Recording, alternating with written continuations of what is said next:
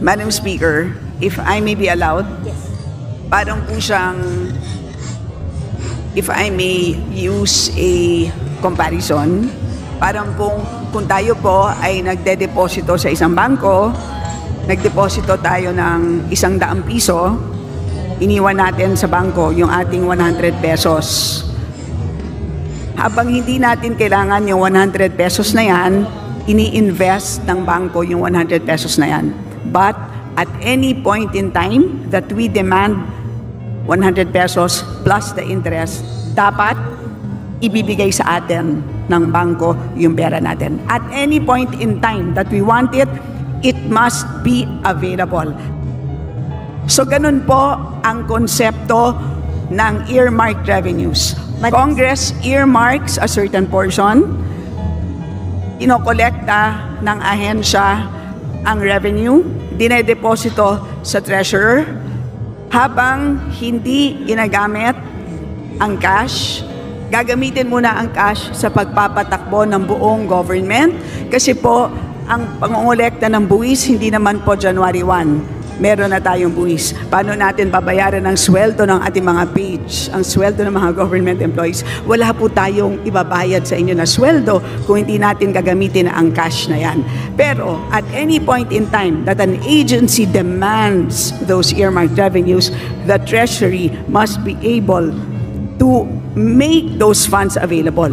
Ganyan po ang ibig sabihin ng earmarked revenues. Madam Speaker, saan po nakasulat na ganun ang ibig sabihin ng earmark revenues?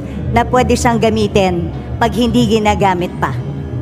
Kasi malinaw naman po, earmarked accounts and funds are not, the legal basis of an earmarked revenue could be a law, a presidential decree, or international agreement.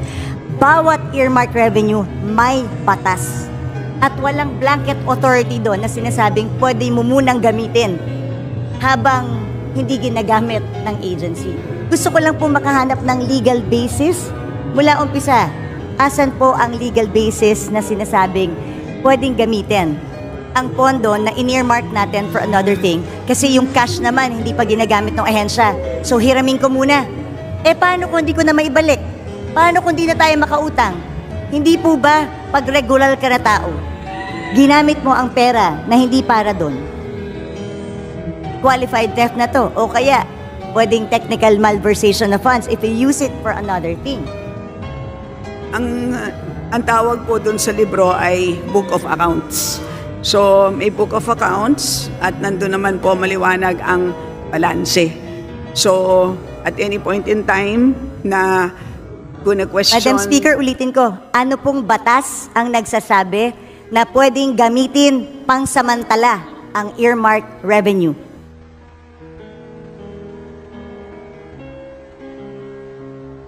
So, hindi po ginagamit ang revenue. Maliwanag po yun. Yung pera, Madam Speaker. Saan po sinasabing batas na yung cash na nakolekta ng isang collecting agency para sa isang bagay na naka-earmark? Kaya po tayo nagpasa ng batas sa Kongreso. Gusto ko itong SUF para lamang sa free wifi.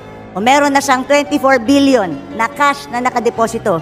Pero sabi nga, yung cash na to nawawala na kasi ginagamit siya habang hindi pa ginagamit ng free wifi.